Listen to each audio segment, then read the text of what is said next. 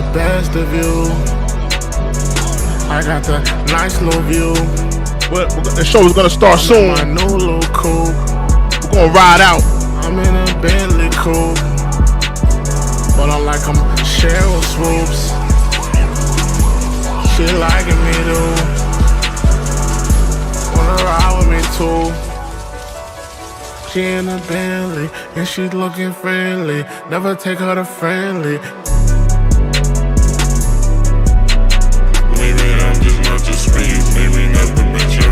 Welcome to the check-in report, ladies and gentlemen. We gotta talk about Kendrick Lamar, Drake. We're gonna ride out tonight. I'm balling in a different league.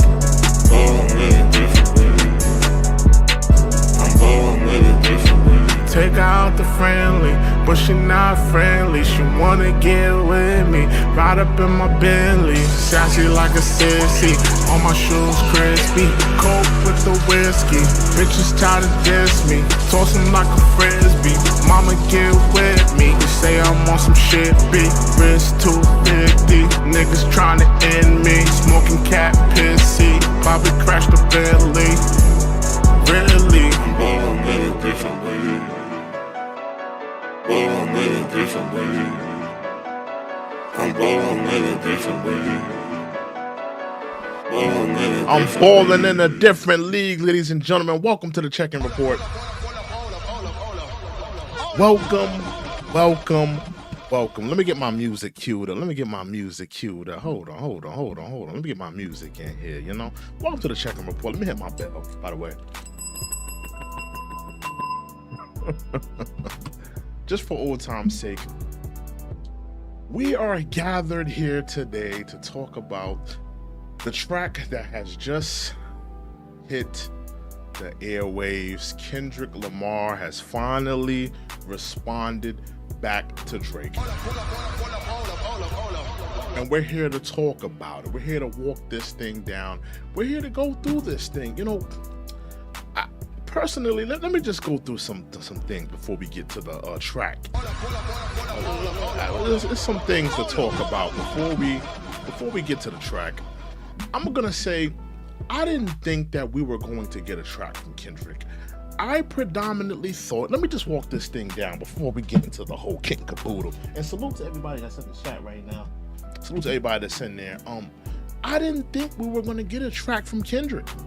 I thought that Kendrick was going to, you know, pretty much play possum, and you know, probably we were going to hear from him maybe by the end of the year, and maybe he was going to try to roll out his diss record with an album. That's what I thought. But long and behold, we all woke up today, and we seen the new diss track from Kendrick Lamar entitled Euphoria. And off the bat, first I want to start with the pros, right? Let's start with the pros of this track, right? First, like I said, I don't want to salute Kendrick Lamar for even having the guts, for, you know, respecting. I want to start with the positive before we get into everything else. I want to give a shout out and a salute to Kendrick Lamar for, you know, and also Drake for bringing back the competitive nature in hip hop. A lot of people have been talking about it. It just seems like hip hop doesn't have that competitive nature. You know, it was for a lot of years. It just seems like everybody was buddy. Everybody was, you know, butt buddies. Everybody was, you know, slapping high fives on the concert stage. Everybody was all buddies, BFFs. And the Like That verse, whether you like it or not, you have to admit the Like That verse shook up the hip hop landscape. It shook up the hip hop sphere. And now you see two titans going back and forth. And I want to salute Kendrick Lamar. I want to salute Drake for putting back that competitive fiber back in the hip hop genre, right? Now let's get into the track Euphoria, right? Let's get into that track. Let's get into it, you know? Let's not waste any more time in talking about this track. let's start with the pros. I've started with the pros. Let's start with the pros, right? Euphoria, overall, I think it's a good track. There's a few lines that I like. I like a few angles and a few schemes that he chose to go with, that he chose to go down that path. There's a few angles that I love, and we're gonna get into a few of the angles. Like, I love the sexy red line when he said that, oh, you probably, you don't really like women, you just want to be competitive with them. You probably want to pop your ass in the mirror like them. I thought that was fire. I thought it was fire. There's a few more angles. I also like the angle of Kendrick attacking Drake's credibility as a father. And that's something that Pusha T talked about, in the story of Adidon. And we're gonna get into a lot of the cons, and but I do like that angle of him attacking his fatherhood, being a father, being a good father to Adonis. I think I kind of like that angle, right? So there's a few lines that I like. There's a few lines that I resonate with. Overall, I do think it's a good track, and I also think, and I'm gonna put this with the pros, right? We're on to the pros right now. In terms of the pros, I think that this is a good enough track for Drake to respond to. Drake is on the clock. He has to respond to this track.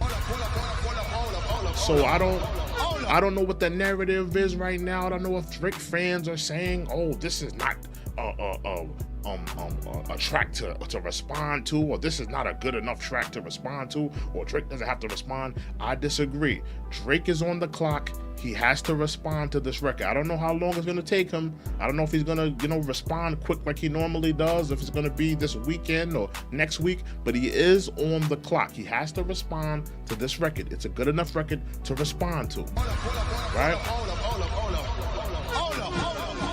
And salute to everybody that's in the chat right now. Salute whoever's in the chat. I haven't been really going back and forth with people in the chat. I can't do the going back and forth with people in the chat. If you're in the chat, you're here, you're checked in, salute to you. I have to do this show because this is for the rebroadcast. I have to entertain the people of the rebroadcast. I also have to talk and do what I'm doing here. So salute to everybody in the chat. Salute to everybody. If I got a mod in there, salute to all my mods. Salute to all my mods. Salute whoever's in there. I'm gonna address whoever's in there at the end of the show, right? Now those are my pros, right? Those are the things that resonate with me in terms of the pros, right? So overall, I do like the track. Overall, I do like a few lines. And overall, this is a good enough track for Drake to respond. And Drake has to respond to this piece and to this record, this record, right? Now let's get into the cons. We have to get into the cons of this record, right? I have to be honest. I have to be fair. I have to be reasonable here. That wasn't Boogeyman rapping. That was not Boogeyman rapping for me. This is the Candyman that you've been talking about. This is the Candyman can. That was the Candyman? That wasn't the Candyman. Those wasn't Candyman bars. Those wasn't Boogeyman bars. There was a couple of bars on there that was questionable. A couple of bars on there that was shaky. A couple of bars on there that wasn't that hard.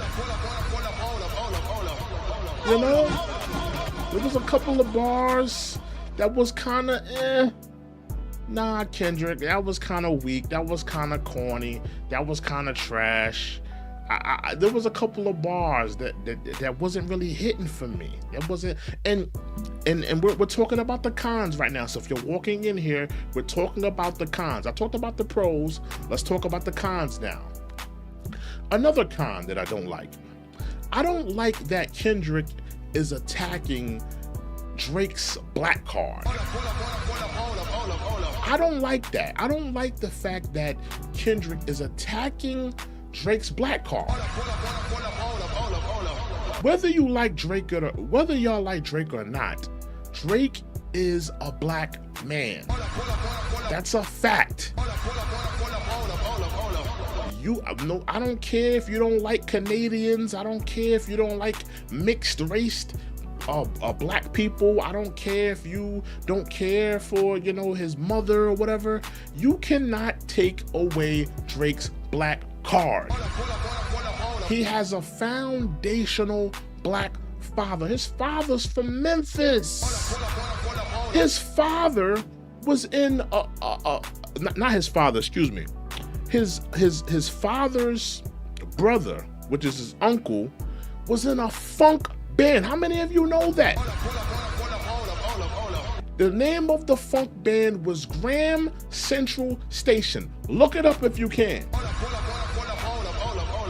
Drake's uncle was in a funk band. You're not gonna sit up here and tell me that Drake with a foundational black father, his uncle that was in a funk band, ain't black. You're not gonna convince me. I'm sorry, guys. Y'all can hit him with all the white boy you want. You could try to strip away his black card. That boy is black. That's a black man. And I don't like that. And really, what Kendrick is really doing, he's opening up the door for Drake to attack that angle, right? Because, you know, in these battles, you have to be cautious of the things you say and the things that people can attack. Now, let me show you how Drake can attack that angle, and we're gonna go back to the cons, right? Drake could attack that angle of, wait a minute, Kendrick, you supposed to be this a black person that's, you know, all encompass of black people, and you want to take on the struggle. You want to you talk about the woes and you talk about the social commentary in our communities and in our neighborhoods. You had a black song, "We Gonna Be All Right," that was talking about the injustices done to black people and giving them assurance that we are going to be all right and we will persevere. But now you're standing on the side of separating black people, you know, that have more black ancestry blood from other black people that may be mixed race, only have one parent that's a foundational black or black ancestry. Now you're separating us. This is not the message you had in "We Gonna Be All Right." You was telling all black people, hey, black people, come together. We're gonna be all right. We will persevere. But now you're separating us with this color barrier. You're separating us and saying, well, mixed race people aren't really black like that. That's an angle. That's an angle that can be attacked. Salute to everybody in there. Salute to everybody that's in the chat right now. Salute to all of y'all. Thank y'all for joining me. Fire! Fire! Fire!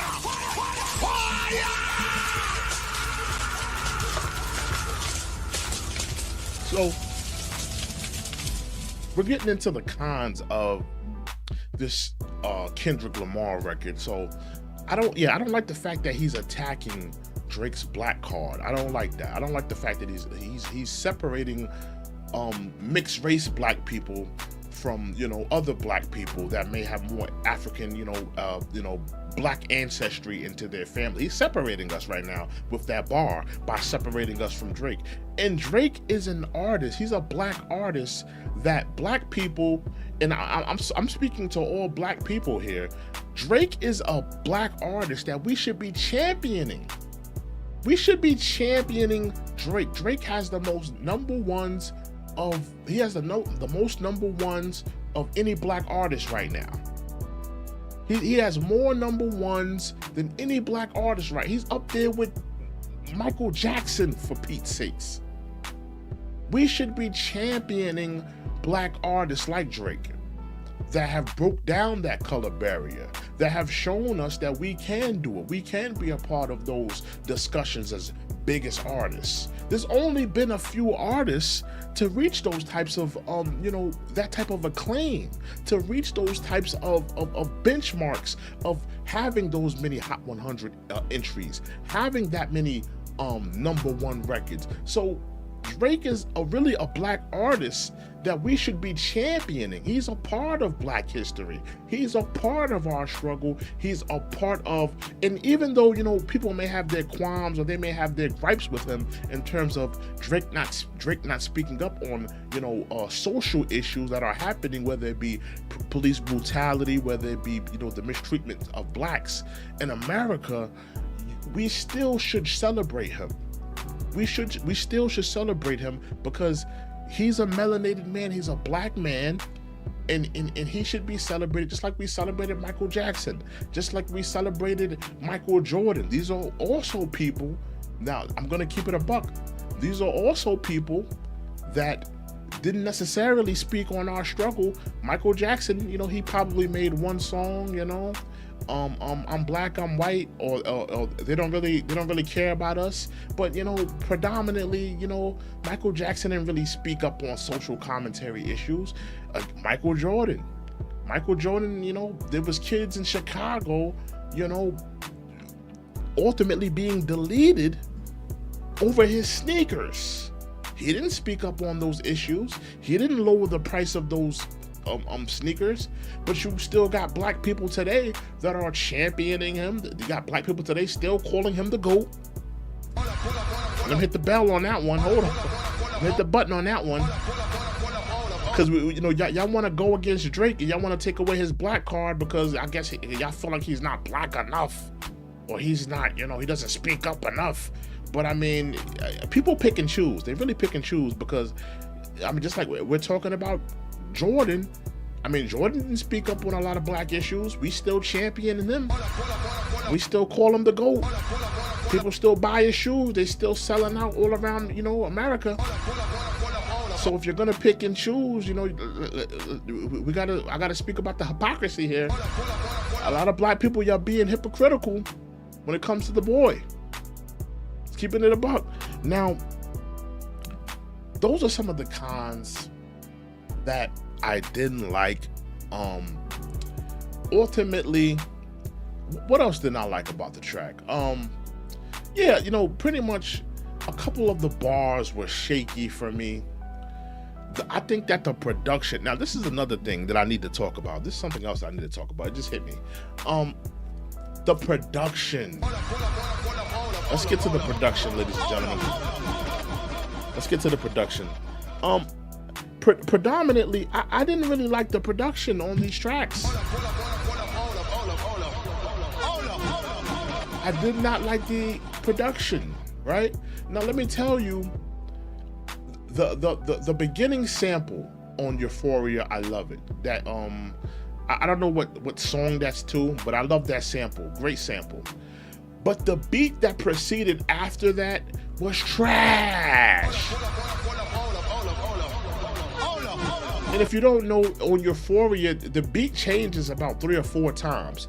The last beat that he rapped on was a dope beat. The last beat that he ended the song on, I thought that beat was probably the best beat out of all of the beats that he decided to rap on and go with. But predominantly, that second beat that he started the song on, the second beat, not the sample in the beginning, but the second beat that he decided to rap on, that beat was garbage. That beat was garbage. And I've been listening. Today I went through all of the tracks. I went through because because at first I only heard Euphoria about 2 times. This is going through the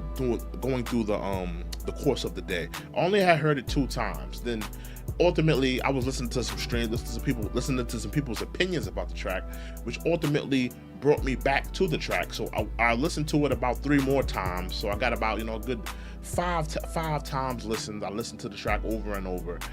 And then I said, you know what? Let me listen to Push-Ups by Drake. Let me listen to Tailor-Made Freestyle. And then let me end it off with Euphoria, the new track by Kendrick Lamar. So I wanted to listen to everything in order. just to give it context, it's just to see, you know, where different bars come in at, you know, rebuttals and different type of things and schemes that people talking about. I wanted to listen to it in order, right? So I listened to push-ups. Push-ups, the sound of push-ups is absolutely stellar. It sounded like he recorded it in $1 billion studio, like literally. Go back, anybody that's watching this stream right now, go back, listen to push-ups. That beat sounds like they made it in an Apple lab. It sounds pristine, it sounds prestigious. The instrumentation just sounds lively. It sounds absolutely stellar, especially in the headphones. So I bumped the push-ups and I was like, yo, this sounds really great in my ears. Like the production, the lyrics, the sound of the whole quality of the record sounded great in my ears. Then I listened to Tailor-Made Freestyle. And a lot of people have their qualms about the whole AI thing. Oh, Drake used AI. I don't necessarily have a problem with it. I don't, you know, I thought that it was kind of clever, kind of genius for him to do that. But overall of the track, I like that track. And again, it sounded overall pleasing to my ears. The quality of that record, the production of that record, the sound.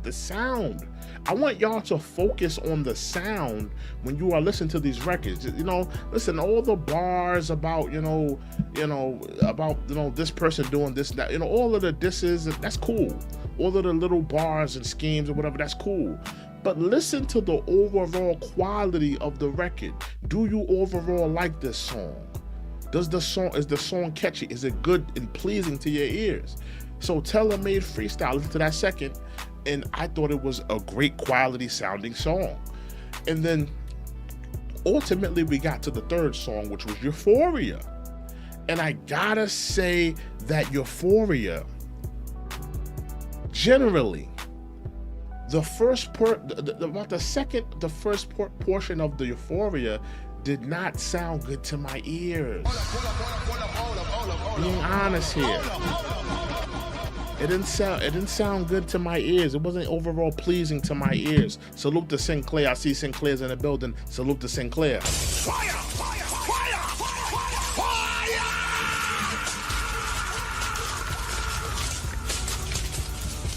But overall, Euphoria didn't sound pleasing to my ears. Production-wise, song-wise, it didn't make a great connection song-wise to my ears. It wasn't pleasing to my ears. I did not like that second beat. The sample in the beginning of the song sounded good, but that second beat that he rapped on, I thought that beat was garbage. It sounded like some beat that they made in Fruity Loops. That wasn't no quality beat.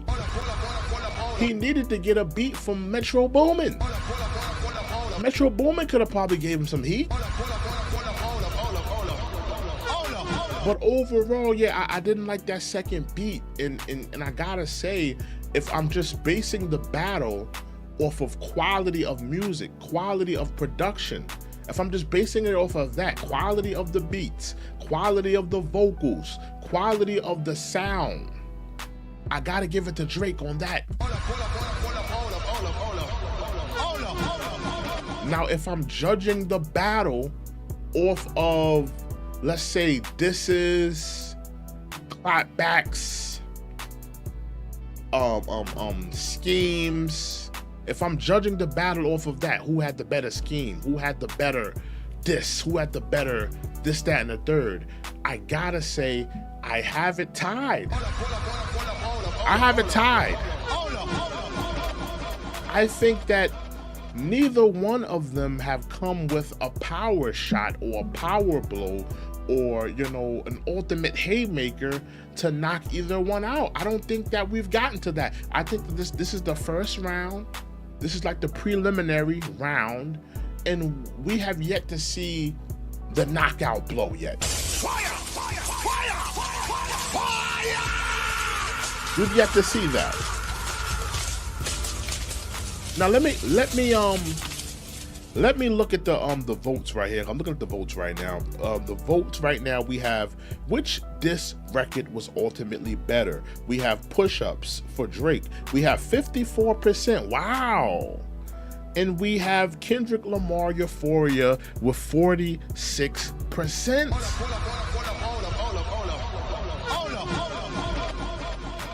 So a lot of people are resonating with that track. A lot of people are saying, you know, that track is better. Salute to Reese. I see Reese is in the building. Salute to Reese. Fire, fire, fire, fire.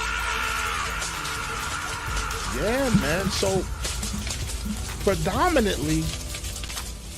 predominantly people are saying right now, I'm just out of 26 votes. It's only 26 votes in here. But out of that 26 votes, people are saying Drake has the better diss. I gotta be honest. I agree. I agree. I do think that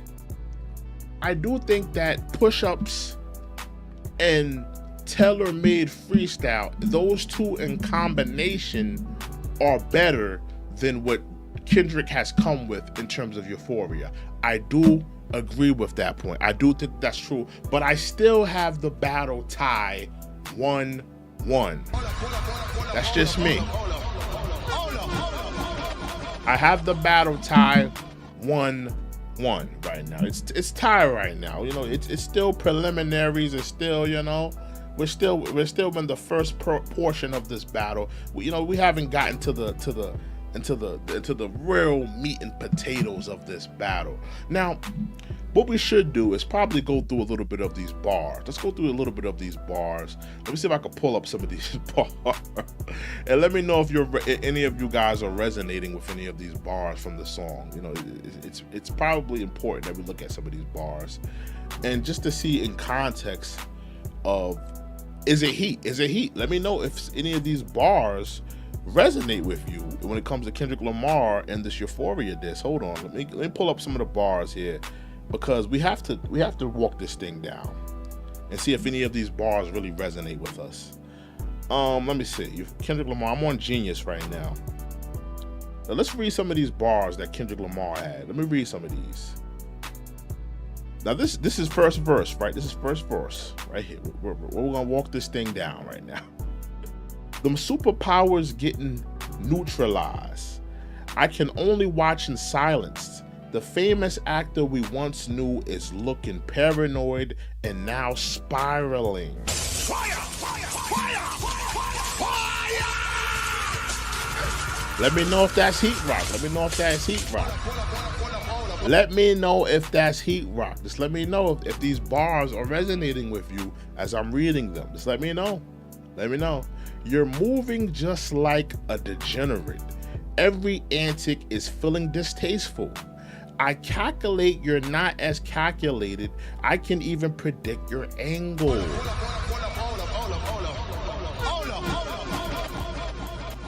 Are these bars scathing? This is only the first verse. Fabricating stories on the family front, because you heard Mr. Morale. A pathetic master manipulator. I can smell tails on you now. You're not a rap artist, you're a scam artist. He's questioning Drake's pen, you know, he's calling him a scam artist. Just going through some of these bars, just let me know if any of these bars resonate with you, if any of these bars you were vibing with. The hopes of being accepted. Tommy Hilfiger stood out, but FUBU has never been in your collection. I'm gonna be honest with you, I don't really like that bar.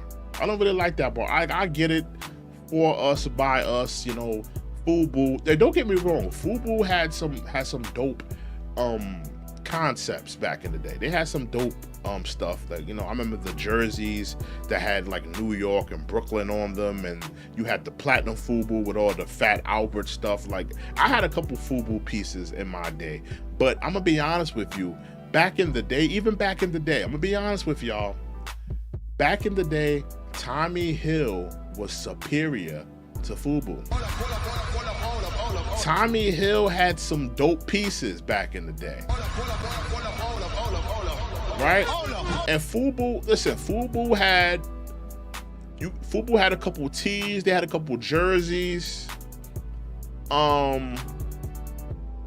They had a couple pieces. But like Tommy Hill had everything. Tommy Hill had the fleeces, they had the jackets, they had the rugbies, the polos, like, you know, the cargo pants. Like Tommy Hill had it on lock. Right? So, you know, I'm just being honest with you, because I remember all of these clothing styles back in the day, and I'm gonna be honest with you, Tommy Hill was always more superior.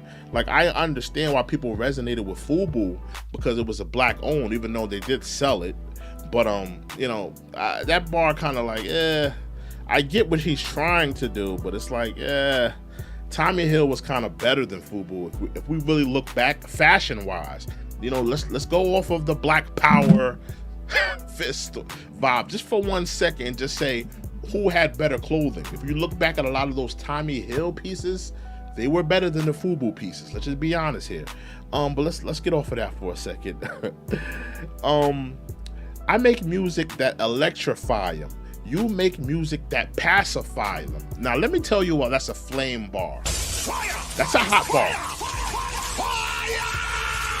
That's a hot bar. That was a gut punch. That was a gut punch that I don't think Drake saw coming. Let me tell you why that's a hard bar. He says, I make music that electrify them. You make music that pacifies them. That's a double entendre right there. And even he notes it on the bar right after that, because right after that he says, I can double down on that line, but I spare you this time. Now, when he says that I make music that electrifies them, you make music that pacifies them, he's saying the double entendre is here. This is the double entendre. The first entendre, you make music, it's in the literal sense. You make music that just, you know, makes people comfortable, that, you know, just makes people satisfied. Okay, we got a new Drake album. Okay, whatever, you know, good. We got a new Drake album. You know, you just to have people complacent. And he's saying he makes music that electrifies people, you know, that captivates the masses. That's the first entendre. The second entendre, he's going at the. It's a conspiracy, right? They're claiming that Drake has a fetish for, let's just say, underage females. Let's just say that. There's rumors going around that Drake likes to mess with girls that are under the age of 18. I don't know how true that is, but they're saying that. And the double entendre is when he says pacify, you make music that pacify them, you know, like a baby has a pacifier. So he's saying, like, you pacify, you know, you make music for people that have pacifiers. That's the double entendre. And I like that bar. I like that bar. I don't know if anybody else appreciated that bar, but I did like that bar. And he doubled down on it to say that, you know, that's pretty much what I'm saying, but I'm gonna spare you this time. So I kind of did like that. He says that's a random act of kindness. Know you a master manipulator and a habitual liar. But don't tell no lie about me, and I won't tell truths about you.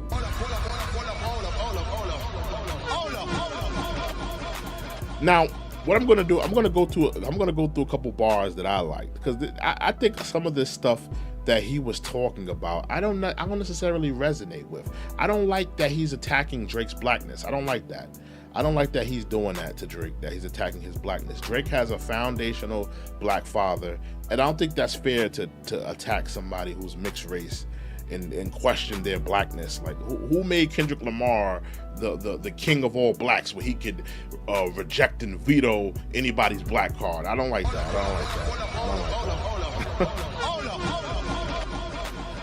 I'm not appreciating that. He said, let me see if I can find the sexy red. Okay, here we go. This is the line that I really like. Matter of fact, I ain't even bleed him yet. Can I bleed him? Bet. When I see you stand by sexy red, I believe you see two bad bitches. I believe you don't like women. But he says, I believe you don't like women. It's real competition. You might pop ass with them.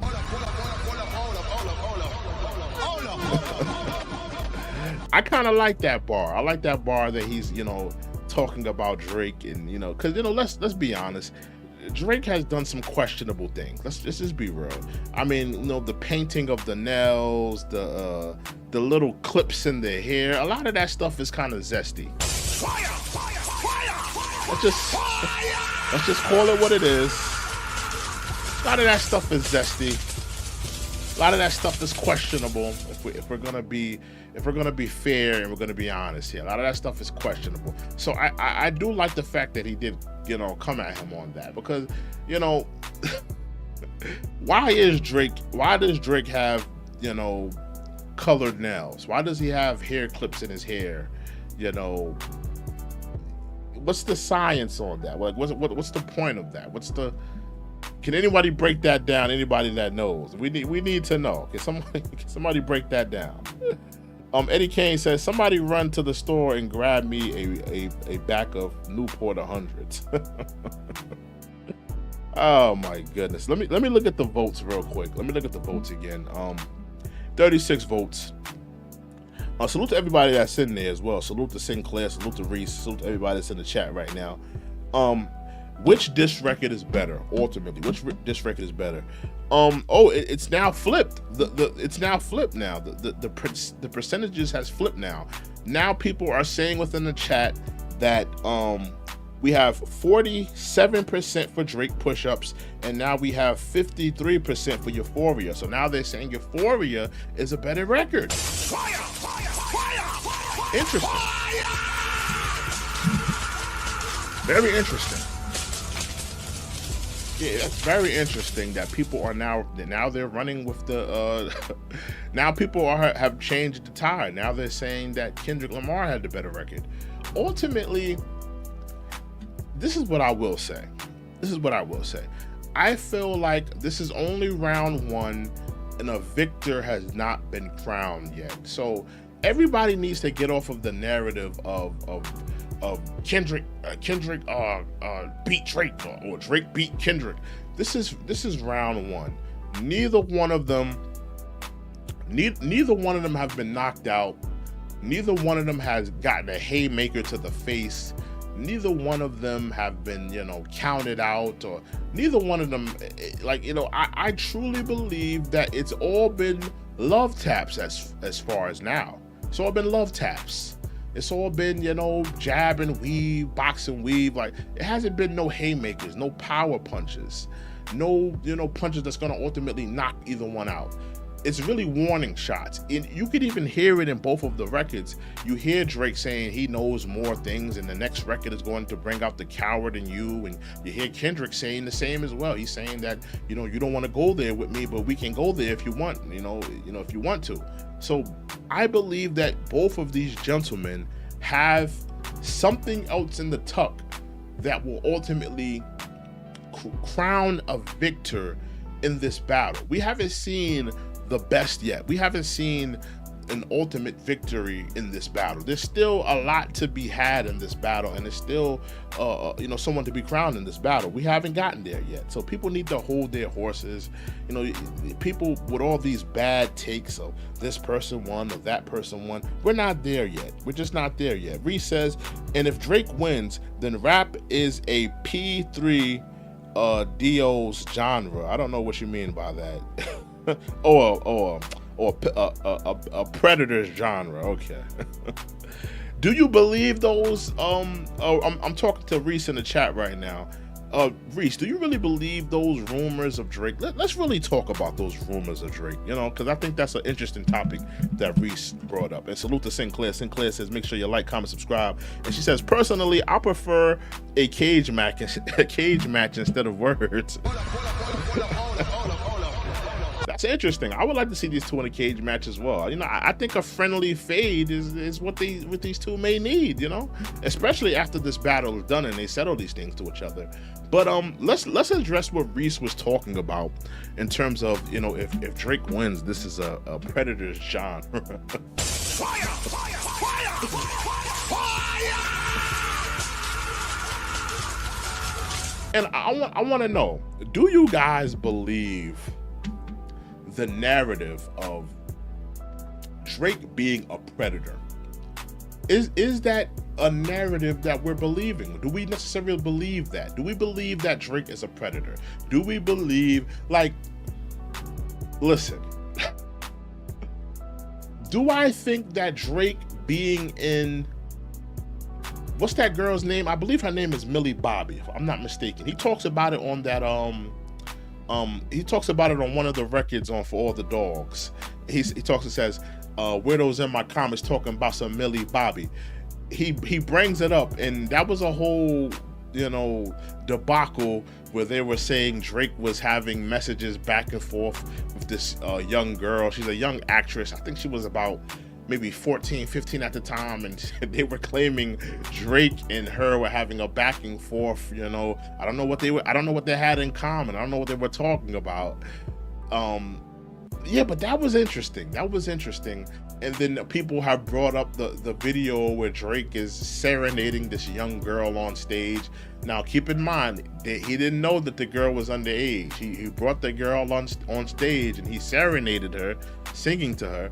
He didn't know she was underage. Now, I'm not gonna say it's right. I'm not gonna say that's something that he should have done, but you give him a little bit of leeway. I mean, it's not like he knows that, you know, he knew that how old this girl was and he just did this thing.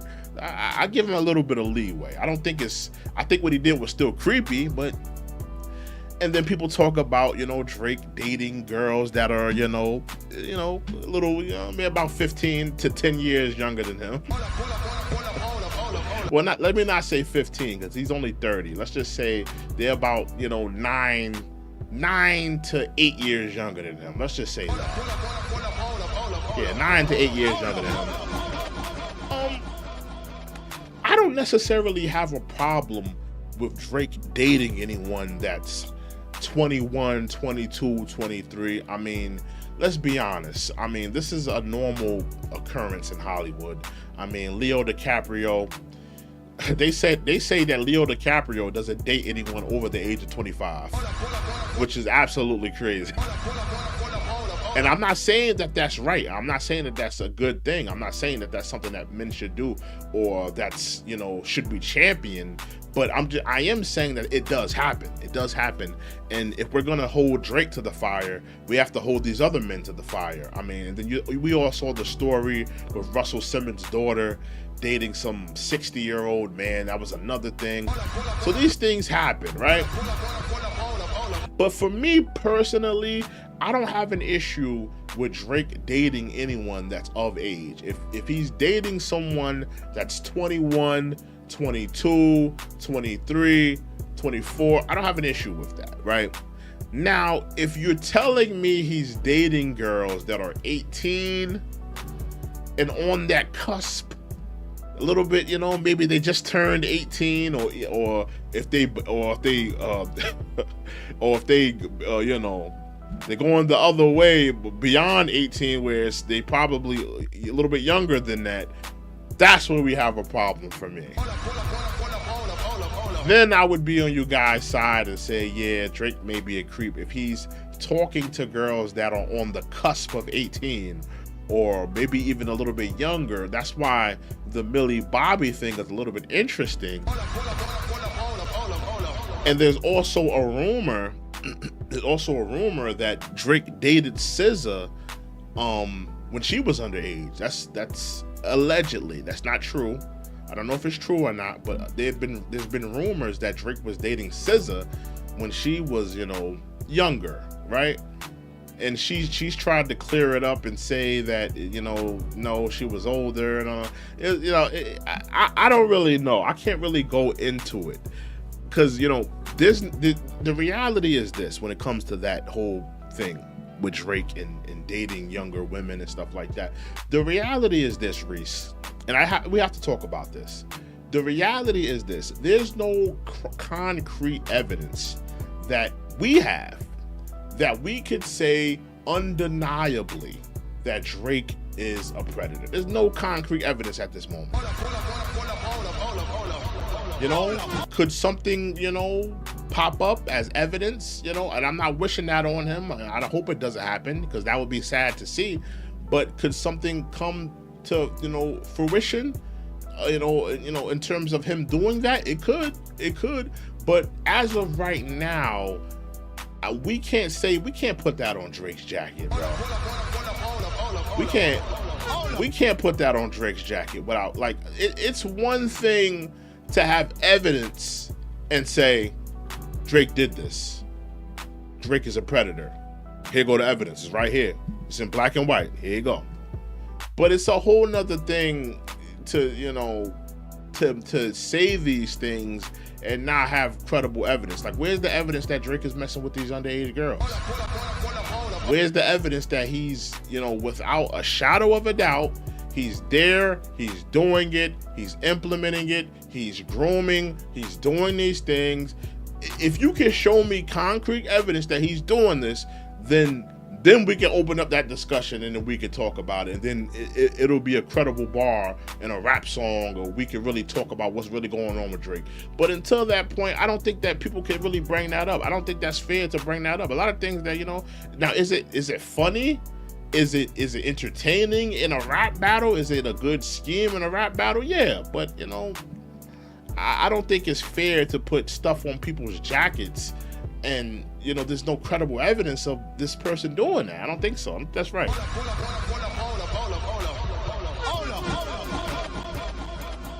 I don't think that's fair to do that to Drake.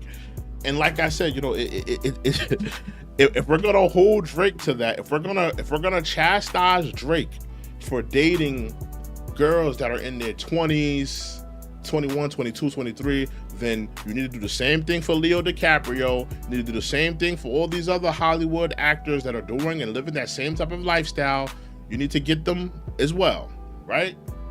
Y'all can round them all up and put them in the same jail cell Diddy's in, right? You can put them in the same, if that's the case. But until you guys are willing to do that, then I don't think it's fair for y'all to do that to Drake. But in any event, right? How are you guys feeling about these tracks? Do you feel like ultimately a winner will be crowned throughout this battle? Do you think they will ultimately, do you think that it will ultimately be a winner through this battle? Do you think that this battle, how many rounds do you think this battle is going to go? I think that this battle, just my personal opinion, I think that this battle will go on beyond 4 rounds. I don't think, because we're in round 1. I think that round 2, things get a little bit more deeper. People start going a little bit more deeper. People start throwing haymakers. And I think that second battle, and by the 3rd time these two go back and forth, I think that it's going to be balls to the wall. And there will not be a care in the world. I do think that these two will battle. It will go on beyond 3 to 4 rounds. It's not going to be decisive. Any of you guys that are thinking that this is going to be like Drake back to back, like when he dropped that joint against Meek Mills and he got Meek Mills up out of here, it's not going to be a decisive winner like that. I believe that this will go 3 to 4 rounds. These are the two titans of raps. This will definitely go on beyond 2 to 3 rounds. No way around it, man. Reese says, leave the 21-year-olds to me, the 24-year-old. Well, listen, man, you know, people can date who they want to date, bro. You know, listen, to me, like, if however old you are, you should be able to date whoever you want to date, right? As long as it's legal, as long as both of them are mutual with how they feel about each other, as long as the man is not taking advantage of that young girl, he's just being a loving individual and he cares about her. Me personally, I don't have an issue with it. I don't have an issue. Like when I see younger women with older men, I don't necessarily have an issue with it. You know, as long as the girl is of age and, you know, she's cool with it. I mean, it happens all the time. You know, and if you're going to have that stance, and I don't want to keep pressing on that whole issue with Drake, but if you're gonna have that stance, Reese, about Drake, you know, dating, you know, a girl that's in their 20s, then you need to have the opposite of that. You need to talk about Drea, which is a Love and Hip Hop basketball wife. You need to take that stance with her as well. Here, this woman is 40 something years old, almost in her 50s. She's dating a dude that's in his 20s. But I don't see you feeling a way about that. You probably would, you know, think that that's dope. Or you probably think that, you know, that, oh, there's nothing wrong with an older woman dating a younger man. You probably wouldn't have an issue with that. But you turn up your nose at an older man dating a younger woman. Now, why is that? Why are you not keeping the same energy? It's the same scenario, just done the different, you know, vice versa. So, you know, let people date who they want to date. If you know, whoever you want to date, as long as it's of age, as long as the two people are legal, I don't have an issue with it. But ultimately, we have to see a winner to this battle.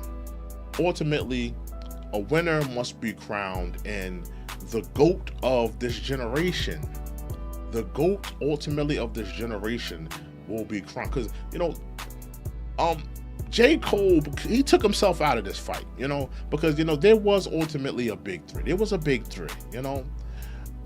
But, you know, J. Cole took himself out of the fight, and let's be honest, J. Cole is not as important to hip hop culture as Drake and Kendrick Lamar. I mean, like when you really think about it, let's just be honest here. Even if you're a Cole fan, if you love J. Cole, whatever, Drake and Kendrick Lamar mean more to hip hop than J. Cole. I'm sorry to break that down to you guys.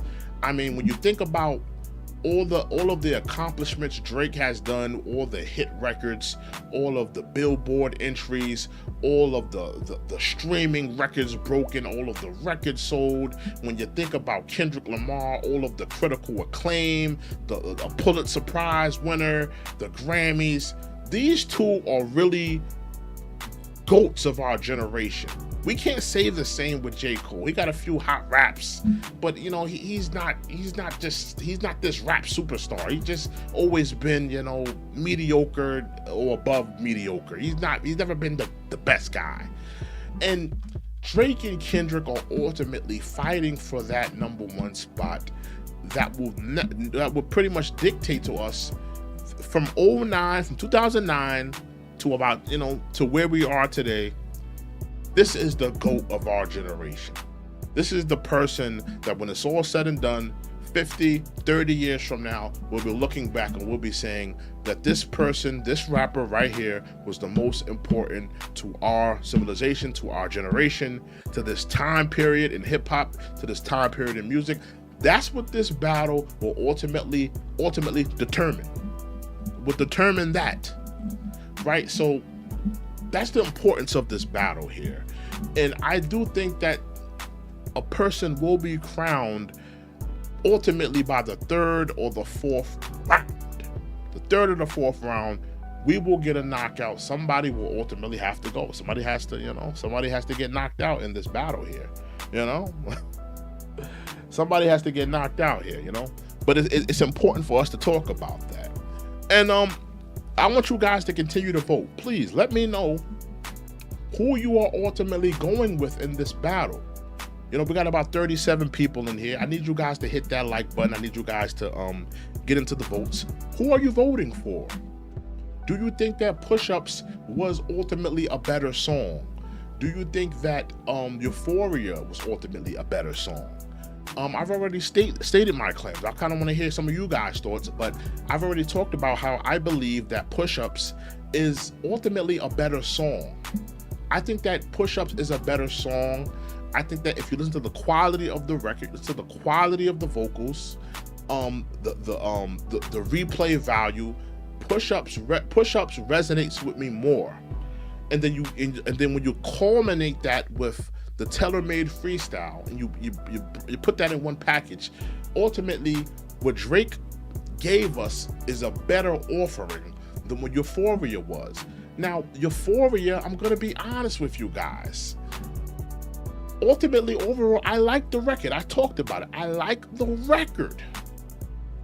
But there's some inconsistencies that bothers me. The production, I feel like some of the production on Euphoria wasn't there for me. It wasn't stellar. It wasn't groundbreaking. It didn't really captivate my ear like I wanted it to. So ultimately, I had some issues with the production. And another thing, I didn't speak about this. I have to talk about this. It just hit me. I have to talk about this. I'm glad that it just hit me. Kendrick Lamar sounded very shaky on that vocal performance. Listen, hold on. I wish I could play it. I really wish I could play it. Right? Now, in the first portion of the song, where he has that sample playing, right? Dun, dun, dun, dun, dun, that sample, right? I like that portion of the song, right? I'm not talking about that portion of the song. I'm talking about the portion of the song where the beat switches up. That first time the beat switches up. That portion of the song, and when he starts rapping, vocally, it did not sound good. He sounded shaky, unconfident, skeptical, non-believable. Now, by the second verse, and when the beat switched up for the second or third time or whatever have you, I felt like his vocal performance started to change, and it sounded a little bit better. Vocally, he sounded a little more confident, a little bit more, stable. But I did feel like he was a little bit shaky on that microphone. It didn't sound believable. It didn't sound, confident in a lot of things he was saying. It just sounded real shaky. And why does he rap like that? Like he's like some type of manic or something like that. It's almost like a yodeling.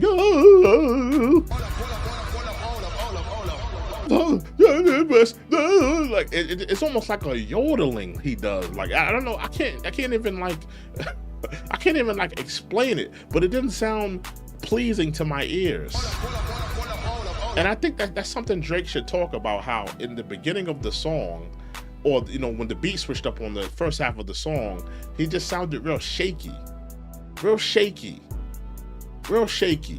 And there was a couple of bars that was like, that's like, okay, Kendrick, I get what you're saying here, but this is not boogeyman rap, And I wrote on my Facebook. Let me just go on my Facebook real quick, because I did write that. Oh, Nelly's in there. Salute to Nelly. Nelly's in there. That's the homie Nelly. Salute to Nelly. Nelly's in the building. Salute to Nelly. One of my moms. Salute to Nelly. But I wrote on Twitter. Let me just pull up what I wrote on Twitter, because I think it's important to the conversation of what I'm trying to explain here, because I wanted to write down my thoughts on what was happening here. I said I'm not impressed.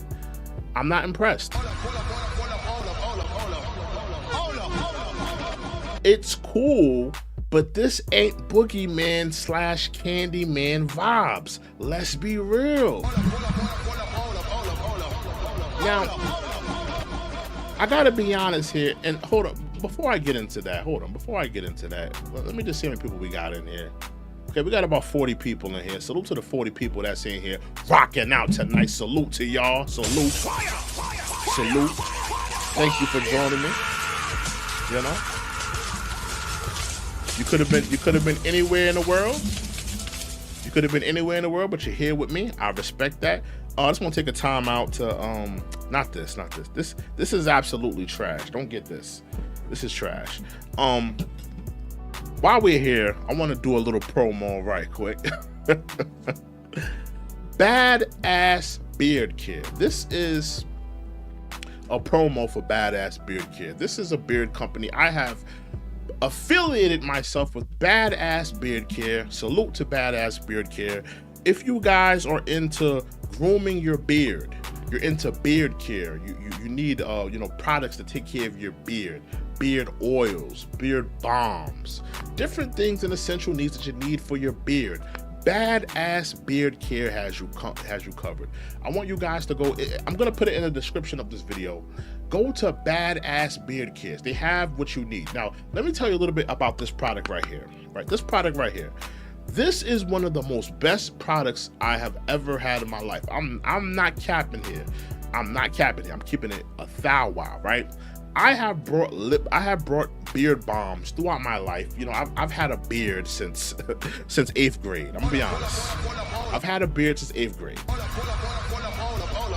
And I brought different items, different things like that. I brought this before. This is another beard balm.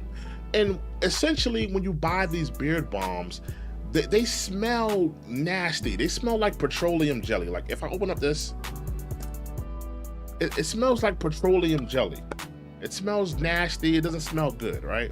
And this is a company by the name of Maury's. So if you had Maury's beard balm, it doesn't smell good. It smells disgusting. But Badass Beard Care, this smells absolutely great. It literally smells like bubble gum. So, you know, if you want something that you're putting in your beard daily, beard balms, beard oils, and you want the scent to smell good. Now think about it, when you're dealing with a woman and she, you know, women love touching on beards. They love caressing beards, running their fingers through beards, right? You want a beard balm that smells good. You want when a woman puts her hands and her manicured fingers through when a woman puts her manicured fingers through your beard, you want her to bring her fingers back out and for her fingers to at least smell good. You don't want it to be smelling like petroleum jelly and all this other nasty stuff. So I suggest you get Badass Beard Care.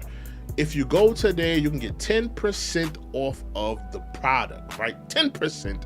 And if you use promo code CHECKIN2024, you can get 10% off of any items that you want. Go to Badass Beard Care. I am personally promoting this thing. This is a great product, and that this is something that if you have a beard, you love taking care of your beard, this is something that you need to invest in. Badass Beard Care, all right? Make sure you get it today. You can get 10% off, all right? Start doing a little promo.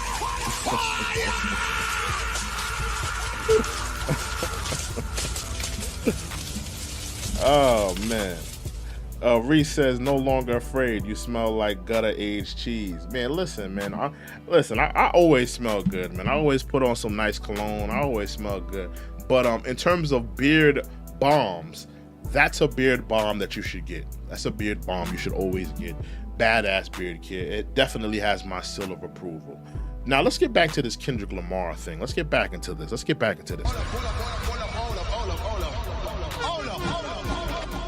And salute to the people we got in here. Salute to Reese, salute to Nelly, salute to Sinclair, salute to all my mods out there putting in that mod work.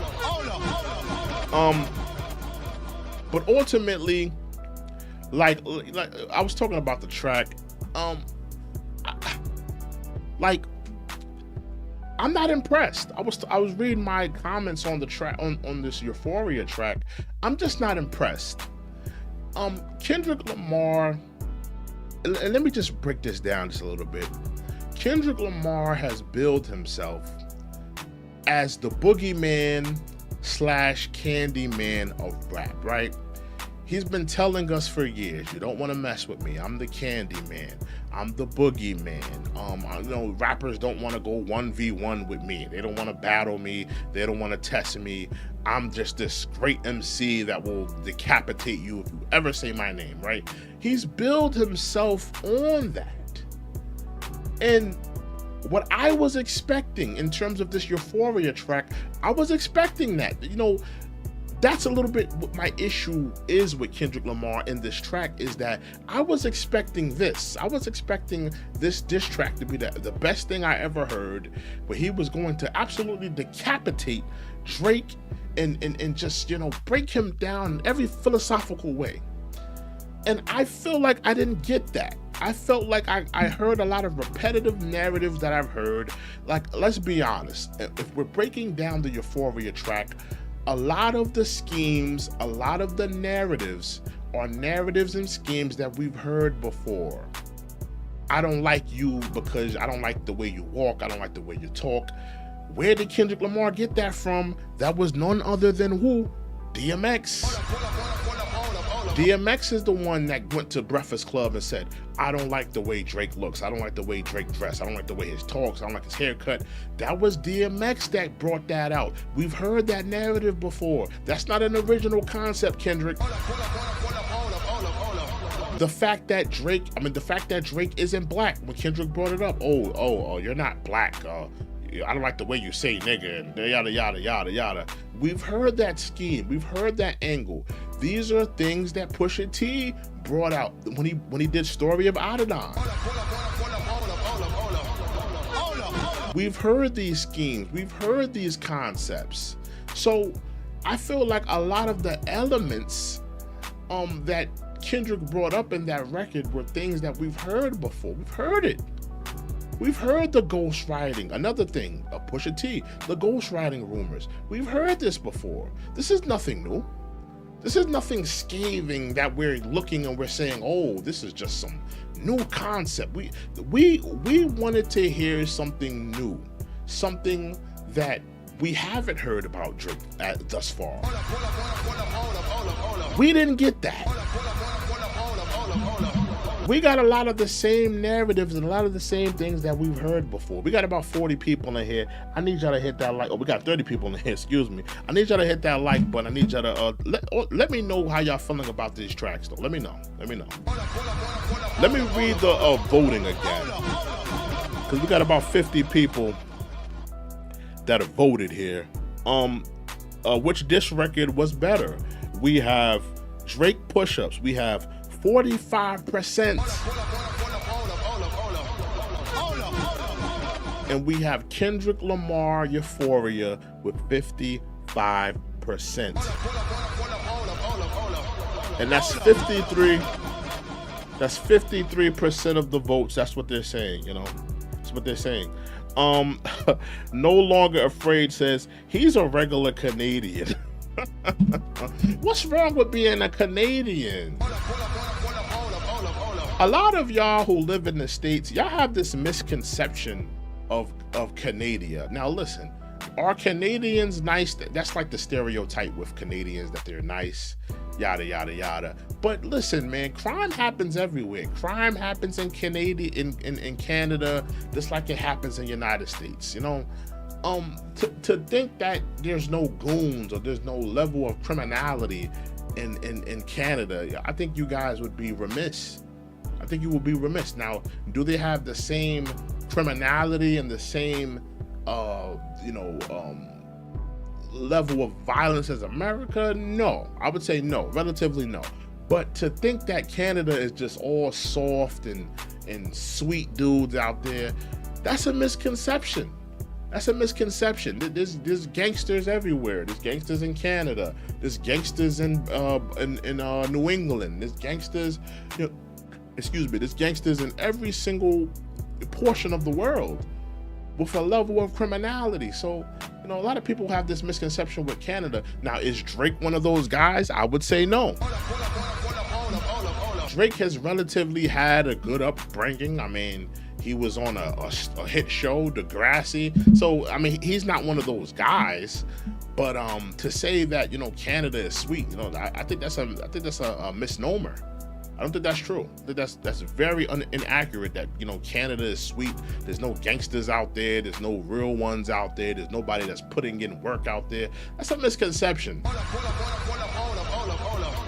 It's a valid misconception. And a lot of you would be remiss. Go out there and play if you want to. Go out there in Canada and play if you want to. Out in Toronto, you stumble upon the wrong neighborhood, and it'll be somebody, you know, some Toronto goon out there. You cheesing, fam? Fam, you cheesing, fam? You greasing dogs? You know, they pull you by your collar. Oh, you nothing but a Yankee Doodle. You a Yankee Doodle from the States, huh? You cheesing, fam? You know Drizzy the Goat, fam?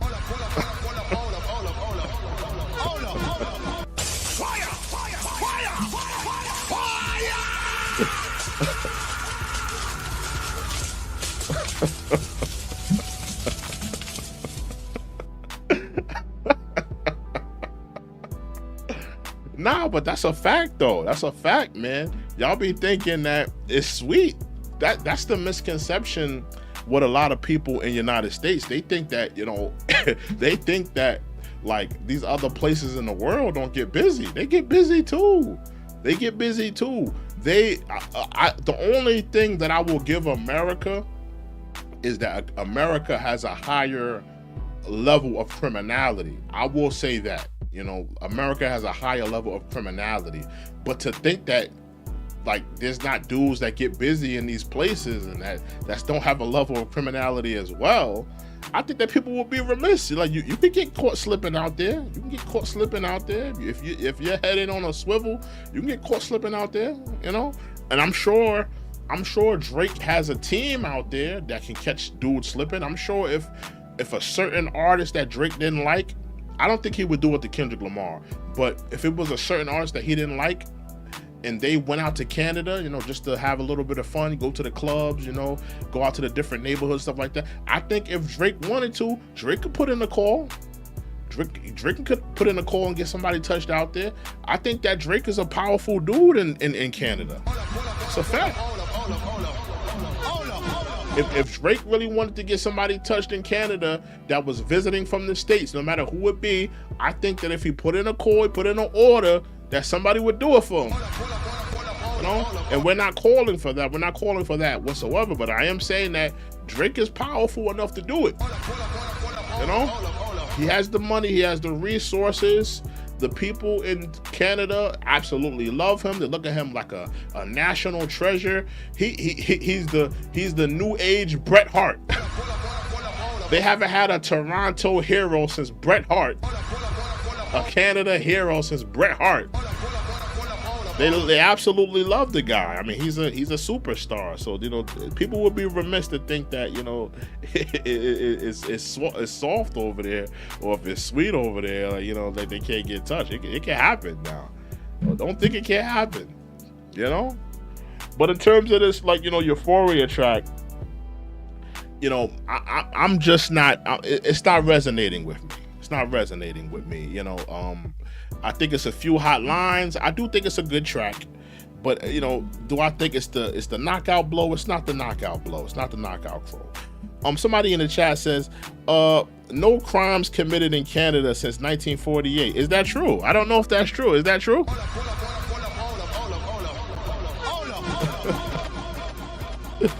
Is that true?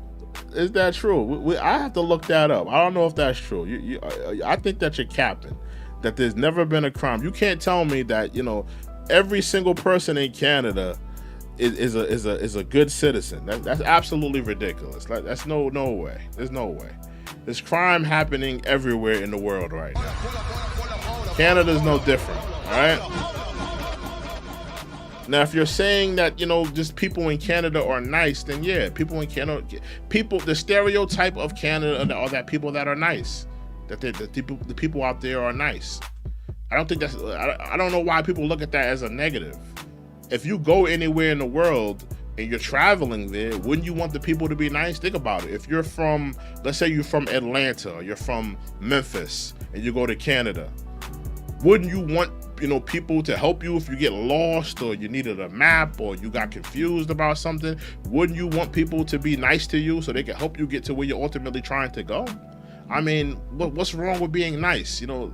But that's just a Western, like they think it's something wrong with being a good individual. Like, instead, you know, I would want, if me personally, if I went somewhere traveling and I'm not from there, I would want the person to be nice to me. I wouldn't want them to treat me like a jerk, or, you know, flip me off, or ultimately rob me. So I don't know what's the problem with, you know, Canadians being nice. Like, what's the issue? You're mad, or you feel away, or you don't think they're soft because they're nice? Okay. I don't get it. I don't get it. I don't get it. I don't get it. I don't get it. I don't get it. But ultimately, I'm not gonna go back and forth with people in the chat, because somebody told me stop going back and forth with people in the chat, because I gotta focus on the rebroadcast. 'Cause I want people to watch this back and forth, right? But ultimately, in the comment section, I want people to let me know ultimately, and please like this video. I need you to like this video. Make sure you subscribe to the channel. That ultimately is a warning. Warning, warning, warning, warning, warning. I need y'all to hit the like button, hit the subscribe button. I need y'all to ultimately get checked into the channel. It's a fact here. It's a fact here. But are you guys vibing with this, you know, Euphoria track? Do you think that it's good? Do you think that it's trash? And I gotta be honest with you guys, a lot of the reception that I'm seeing is mixed. I don't see a general consensus that this track is fire, that this track is good, that this is the knockout blow that, you know, ultimately is going to end the career of one Aubrey Drake Graham. I'm not seeing that. That's not what I'm seeing here. I see a lot of the consensus here is mixed. Even though that, you know, in the poll here, it's kind of close. It's not as close as I thought it would be, but it's generally close. Out of 61 votes, you know, 46% say Drake, 54% say it's Kendrick. So generally, you know, it is pretty close. It's not like, you know, it's not kind of far off. It's not like it's, you know, favored one way. You know, it's pretty close. It's a close battle. It's a close battle that's being fought here. But generally, a winner must be crowned. A winner must be crowned. We have to ultimately, because let me say this as well, right? I love ranting. I love to rant. So that's another reason to check in here. I love the rant. See, in hip hop, we have to decide who the GOATs are of our generation, right? Ultimately, what happened last decade, right? People were fighting for the GOAT position, right? Jay-Z, Nas, that battle was predominantly over the King of New York, who was ultimately going to be the GOAT. Because you got to think, the last of the Titans of the 90s was really Drake. The last of the Titans of the 90s was really Jay and Nas, right? Think about it. Snoop Dogg, he went on to be this commercial success. He's no longer going for the crown. He's not trying to be the best rapper. Tupac, no longer here. Biggie, no longer here, right? You know, we seen dudes here and there had their runs. DMX had a little run. 50 Cent had a run. But ultimately, Jay and Nas were the last two people standing and going for the GOAT status, right? And they ultimately clashed, and they ultimately had their battle. Now, ultimately, Nas won the battle, but he did not win the war. There's a war that's going to be had here. There is a war that is going to happen between Drake and Kendrick. If you're thinking that this is going to be scored, you know, by, you know, one round, this is the winner. Round two, this is the winner. No, this is going to be multiple rounds. These two are gonna have to go at it for a while to ultimately see who will be the GOAT of this generation. It happened with last, you know, like a decade ago between Jay and Nas. Ultimately, I believe Jay came out of that as the GOAT. I'm gonna be honest with you. He came out of that whole situation as the GOAT, you know? Now, from 2009 and on, the two top rappers, Drake, Kendrick Lamar, now they are fighting and they're, you know, positioning themselves for that #1 spot.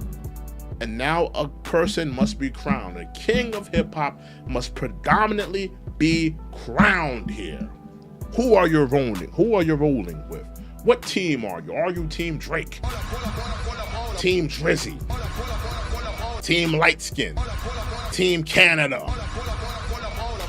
Do you like to DM girls that are in their 21, you know, that's 21, 22, possibly a little bit younger? You know? Do you like to paint your fingernails?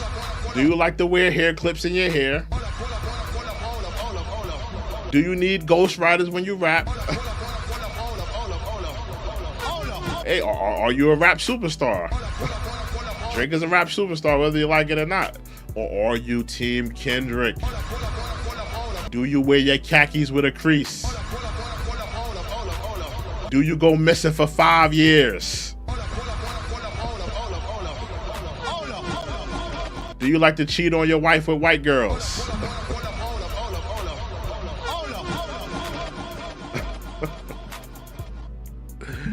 Ultimately, a person must be crowned in this battle, and I am happy to see it. I love to see the competitive nature back in hip-hop. I think that's a beautiful thing, ultimately. I think it's a very beautiful thing that we're here in hip-hop and that we're having these discussions, that we're having this. And I need y'all to continue to vote. Keep voting in there. Keep voting in here. We got 35 people in here. We're going to rock out for a little while longer, you know? We're going to rock out for a little bit longer. But keep hitting those likes. Hit that like button. Hit that like button. I need y'all to hit that like button. I need y'all to hit that subscribe button. That is a warning. Warning. Now, let me talk about this, right? Let me talk about this. I want to talk for a little bit longer. Extended show. Shout out to the extended show. No Diddy.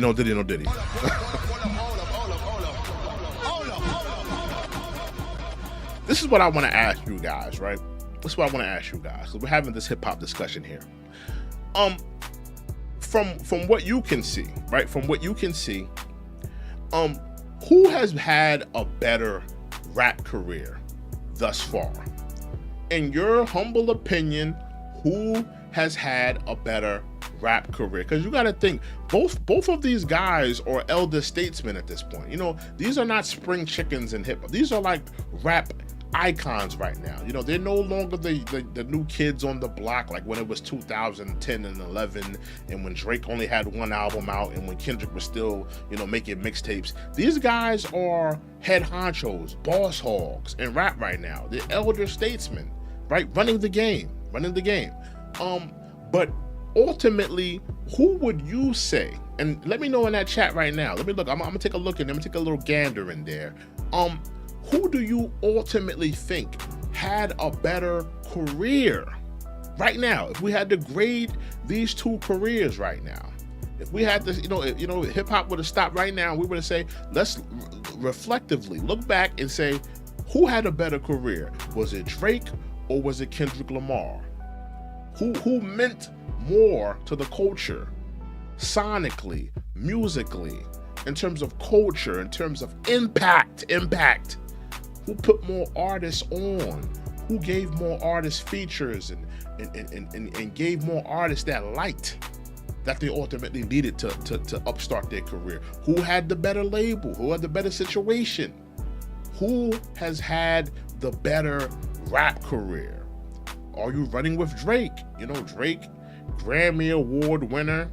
Outside of Eminem, let's be honest, outside of Eminem, Drake is probably the highest selling rapper right now. I mean, I can't think of an artist that has sold more albums than Drake. Who sold more albums than Drake? Outside of Eminem. We gotta put respect on Eminem. Eminem sold a lot of records, but who sold more records than Eminem? I mean, than Drake. Like, outside of Eminem. Who sold more records than Drake? So, you know, that's one thing you can't take away from him. You can't take away the streams. You can't take away the breaking the Spotify records. You can't take away the Hot 100 entries and the Billboard entries. You can't take away you can't take away that from him. You can't take away the big tours and you know, the number one songs, 13 number ones. Come on. The man has been on an epic run since he got into the game. Or are you team Kendrick? He's more on the critical acclaim, critically acclaimed albums, a Pulitzer Prize winner. Salute to him getting that Pulitzer Prize. To Pimp a Butterfly, regarded as one of the greatest hip hop albums of all time. The Damn album, a Pulitzer Prize winner. Good Kid, Mad City, noted as and heralded as a hip hop classic. These are two titans in hip hop, and let me just say this right quick. Drake also has classic albums. I hate that narrative that people run with. Drake has no classic albums. He has no classics. Drake has classic albums, not a classic album. He has classic albums. Take Care is a classic. So Far Gone is a classic.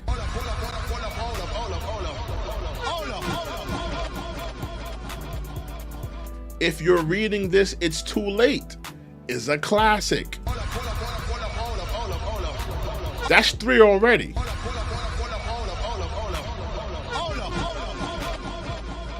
So whether you like Drake or not, I give him 3 classic. I think he has 3 classic albums. If I reflectively look at his career, look back at his career, he has 3 classic albums that I could say, yeah, that was a classic album. If you're reading this as a classic, Take Care is a classic. So he has a few classics that, we got to give him his praise on. We got to give him his, we got to give him his respect. Salute to Sinclair. She says, hit that like button. Hit that like button right now.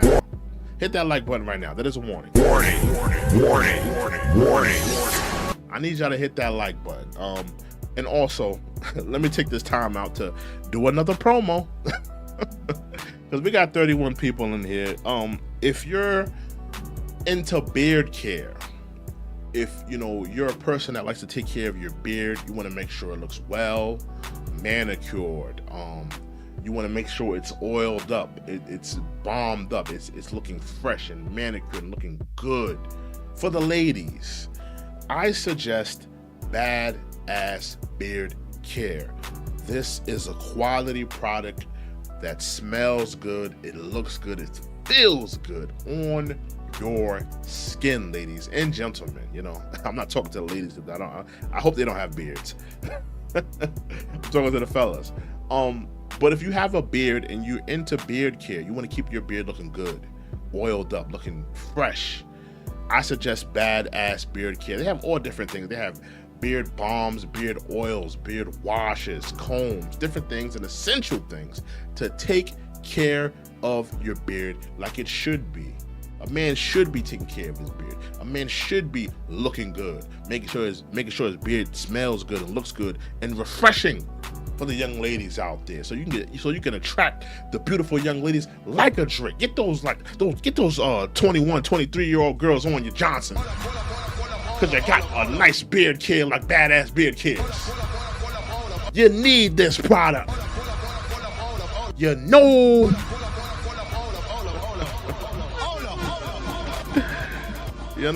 But Badass Beard Care, make sure you go check them out. www.badassbeardcare. If you go right now, get anything you want. Get the beard wash, get the beard balm, and you use promo code CHECKIN2024. You can get 10% off of all of your items, whatever you need, whatever you want, the beard wash, the beard oils, the combs, whatever you need, you can get 10% off of your products. Use promo code CHECKIN2024. But now that's what I wanted to say about that. Make sure you get the badass beard care. You need it in your life. You need it. You need it in your life. Now, I did a little promo there, let me read these votes real quick. Let me just read these votes. So out of 70 votes, which diss record was better? We have 41% says Drake, Push-Ups, and we have 59% says Kendrick Lamar, Euphoria. So people are, they're standing on it.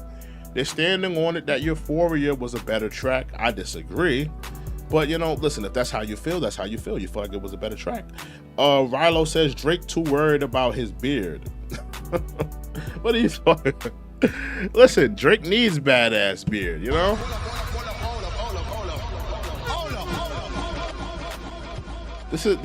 I think this is a product that Drake would like. I think Drake would like this product. He would love badass beard care. He would love it. I think he would like it. I think it was something he would definitely, put his face behind, Pause. No diddy. But ultimately, that's all I had to say about this topic. I just want to get on here and talk about this, this whole kerfluffle with Drake and Kendrick Lamar. This is hip hop history that's happening right now. Let me just read a couple of the comments. ALR, and I'm just talking about Kendrick. Once you factor in all of the other disses from Ye or Rick Ross, then you realize Drake lost. I disagree. Phil says it's new, that's all. Reese says check in. I'm gonna have to shop soon because my beard's smelling good. Unstoppable. Yeah, Reese, get yourself some badass beard care, man. 10%, bro.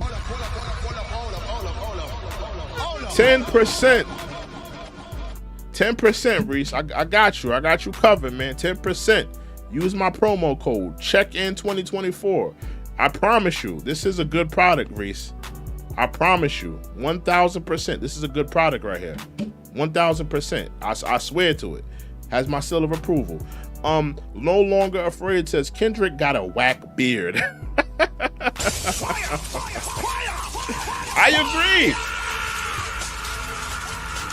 I agree. I think that his beard is kind of patchy. Isn't Kendrick Lamar's beard a little bit patchy? A little patchy. Like little pats here and there. He got a patchy beard. I don't like his beard. Drake definitely has a more respectable beard for me. Sinclair says Father's Day is coming up. Badass beard kit. Exactly. Salute to Sinclair. Father's Day is right around the corner. If you want to get your father a quality beard care, a beard balm, a beard oil, go to Badass Beard Care. They have what you need, man. Father's Day is right around the corner. You need that, Kendrick, he does have a whack beard. No Longer Afraid says Drake endorses Badass Beard Care. He needs to.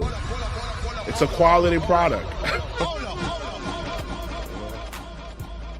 It's a quality product, y'all. It's a quality product, Yeah, but hit Sinclair says hit that like button on the way out. Warning. That's a warning. But thank you guys for joining me. Thank you guys for the things that you've added to the discussion, for coming in here, bringing us with you your thoughts on these two tracks. And let me say this in closing. This battle was good for hip hop. This battle is good for the genre of music. But let's not take away how great these two artists are. Because at the end of the day, I have respect for both of these individuals. I think that they are two greats in a great time of hip hop. And we can love both. We can love the Drake music and we can love the Kendrick Lamar music. These are two great artists. These are two quality titans in rap dueling, for our enjoyment, for our entertainment. So salute to these two brothers. So I just wanted to say that, respect to these two brothers, But thank you guys for joining me. I hope you guys have been entertained as well as enlightened. I am your host, trueandlivin. Make sure you hit the like button. Make sure you subscribe to the channel. We are out. Thank you guys for joining me. This is the Check and Report signing out. We out, y'all.